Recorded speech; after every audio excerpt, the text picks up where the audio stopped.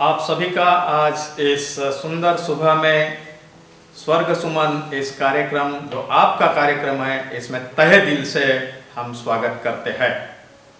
आज हम कुछ चंद पल प्रभु के वचन में मनन करेंगे और उसे हम देखेंगे। आज हमारे मनन का विषय जो है रिवार्ड ऑफ योर फेथ, आपके विश्वास का प्रतिफल, जिसके ऊपर हम चंद पल मनन करेंगे। हम खास करके उत्पत्ति का ग्रंथ उसका 15वां अध्याय और उसके पहले वचन के ऊपर ही मनन करेंगे, जिसमें ऐसा लिखा है कि इन बातों के पश्चात यहोवा को यह वचन दर्शन में अब्राहम के पास पहुंचा कि हे अब्राहम, मत डर, तेरी ढाल और तेरा अत्यंत बड़ा फल मैं हूँ। और इस वचन के अनुसार हम कुछ पल देखेंगे कि हमारे विश्वास का प्रतिफल क्या है। What is the reward of our faith. प्यारे भाई और बहनों, हमारे जीवन में बहुत से बार हम बहुत ऐसे परेशानियों से रहते हैं। ये बात परमेश्वर को दृष्टांत में आकर, सपने में आकर अब्राहम को क्यों कहना पड़ा कि मत डर। इसका मतलब यह था कि वो विश्वास तो उसने किया, वो कहना चाहता है कि आप विश्वास में आगे बढ़ते रहो, विश्वास करते रहो, और जहाँ विश्वास होता है परमेश्वर के ऊपर, वहाँ डर नहीं होता है। यही बात को बार बार परमेश्वर कहता है कि मत डर, मत डर। और प्रभु यीशु मसीह ने मत्ती रचित सुसमाचार उसके 10वें अध्याय में अपने चेलों को भी ये बात बताया कि जब छल का आपको सामना करना पड़ेगा, आपका छल होगा, तब भी आप डरो मत डरो।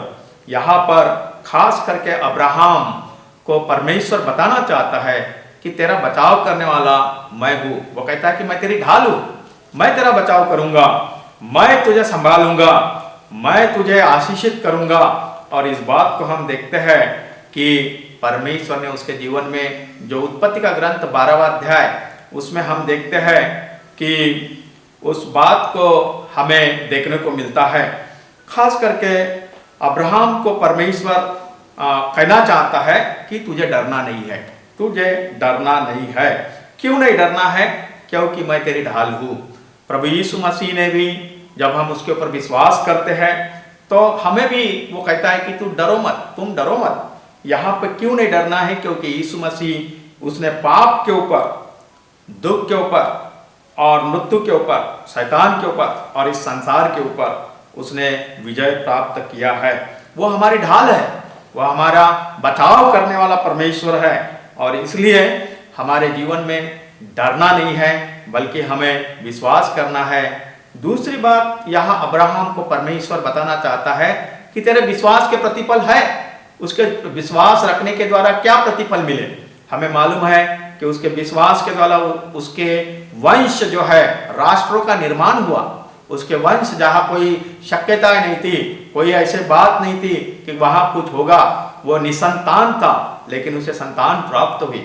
उसके द्वारा राष्ट्रों की उत्पत्ति हुई। हम देखते हैं कि उसे कनान देश, एक लैंड जमीन है, वो दी गई। हम देखते हैं कि उसे लंबी आयु प्राप्त हुई। हम देखते हैं कि उसको स्वस्थता प्राप्त हुई। हम देखते हैं कि उसके जीवन में समृद्धता आई। तो हम देखते हैं कि बहुत सारे हमारे विश्वास के अभिवचन, उसके प्रतिफल जो है हमें देखने को मिलता है। जब हम यीशु मसीह के ऊपर विश्वास करते हैं तो हमें भी डरने की जरूरत नहीं है। तो हमारे जीवन में भी हमें प्रतिफल मिलता है। रोमियो की पत्री उसका 8वां अध्याय और उसके 31वें वचन में लिखा है कि हमारा विरोधी कौन हो सकता है? हमारा विरोधी कौन हो सकता है? हमारे विश्वास का कर्ता यीशु मसीह है, जो हमारे साथ रहता है, जो हमारे विश्वास का प्रतिफल देने वाला परमेश्वर है। तो विश्वास के फायदे क्या है? जब हम प्रतिफल की बात करते हैं तो एटलीस्ट 5 बातें, कम से कम 5 बातें हम देखते हैं विश्वास के द्वारा, कि विश्वास रखने के द्वारा हमारा उद्धार होता है। विश्वास रखने के द्वारा हमारा उद्धार होता है परमेश्वर के अनुग्रह से। और ये बात को इफिसियों की पत्री 2 अध्याय 8वां और 9वें वचन में हम देखते हैं। यूहन्ना रचित सुसमाचार 3 अध्याय और 16वें वचन में लिखा है कि जो कोई उसके ऊपर विश्वास करेगा उसका विनाश नहीं, बल्कि उसे अब्दी जिंदगी प्राप्त होती है। रोमियो की पत्री 1 अध्याय और 17वें वचन में भी हम देखते हैं कि धर्मी जन विश्वास से जिएगा, धर्मी जन विश्वास से जिएगा। तो इस बात को हम देखते हैं कि विश्वास का जो प्रतिफल है, उसका जो पारितोषिक है, उसके जो फायदा है, सबसे पहली बात हम देखते हैं कि उद्धार होता है परमेश्वर के अनुग्रह से, लेकिन हमें विश्वास रखना है। दूसरा, विश्वास के द्वारा हमारे प्रार्थनाओं के उत्तर प्राप्त होते हैं। हमें हमारे सवाल जो होते हैं, हमारे प्रार्थना के उत्तर हमें प्राप्त होते हैं। और ये बात को मत्ती रचित सुसमाचार 21वां अध्याय 22वें वचन में कि आपका विश्वास के द्वारा आपको प्राप्त होगा।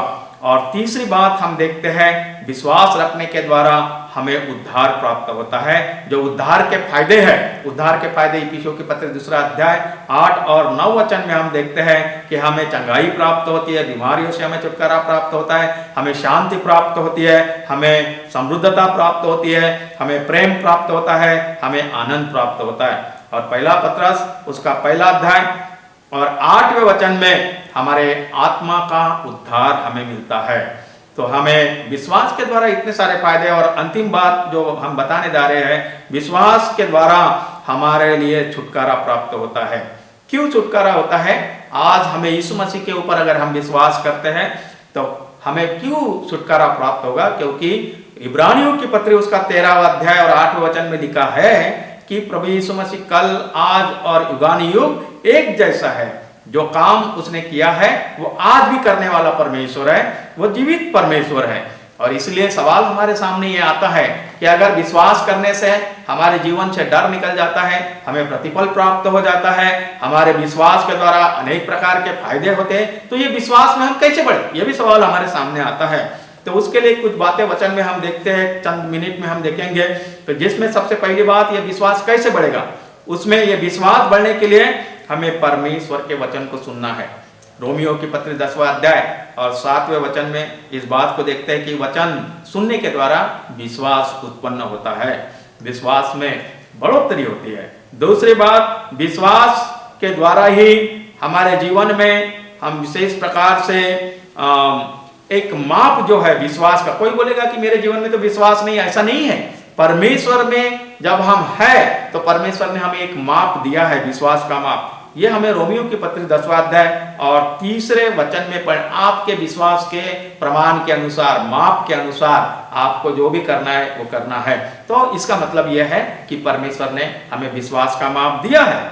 तीसरी बात हम देखते हैं कि हम अनन्य जो दूसरी भाषा होती है आत्मा में और अन्य भाषा में जब हम प्रार्थना करते हैं तो हमारे विश्वास में बढ़ोतरी होती है।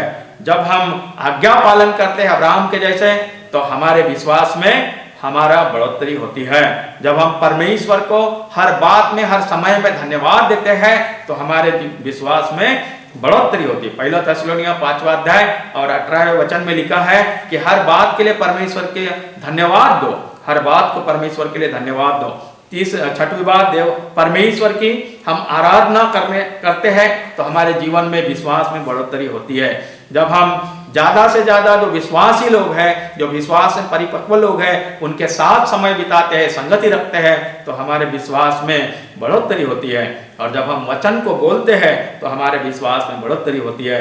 हमारे विश्वास में विश्वास पवित्र, हमारा दिल, हमारा मन जब हम शुद्ध रखते हैं, पवित्र रखते हैं और शांति के पीछे हम चलते हैं और उसे ढूंढते हैं तो हमारे विश्वास में बढ़ोतरी होती है।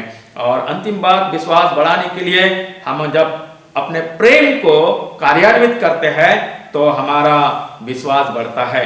तो यहाँ अब्राहम को परमेश्वर कहता है कि मत डर, मैं तुम्हारा ढाल हूं और तुम्हारा बड़ा प्रतिफल हूं। तो विश्वास का प्रतिफल है। जिस तरह से उसके जीवन में हमने प्रतिफल को देखे हैं, विश्वास के फायदे देखे हैं, विश्वास कैसे बढ़ना चाहिए, तो प्रियो आइए हम परमेश्वर के ऊपर विश्वास करें और इसमें बढ़े, क्योंकि वो हमारी ढाल होना चाहिए, वही हमारा प्रतिफल होना चाहिए। और वो हमारा प्रतिफल है जब हम उसके ऊपर विश्वास करते हैं। हमें डरना नहीं है, लेकिन विश्वास में बढ़ना। परमेश्वर आप सभी को आशीषित करे, आमीन। आइए हम दुआ करें। प्रभु, हम आपको धन्यवाद देते हैं आज के सुंदर वचन के लिए। हमारे जीवन में जो विश्वास का प्रतिफल रखा है उसके लिए भी हम धन्यवाद दें। जिन्होंने वचन सुने हैं प्रभु, उनके विश्वास में बढ़ोतरी होने दीजिए और विश्वास का प्रतिफल हर एक के जीवन में आने दीजिए, यीशु प्रभु के नाम से, आमीन।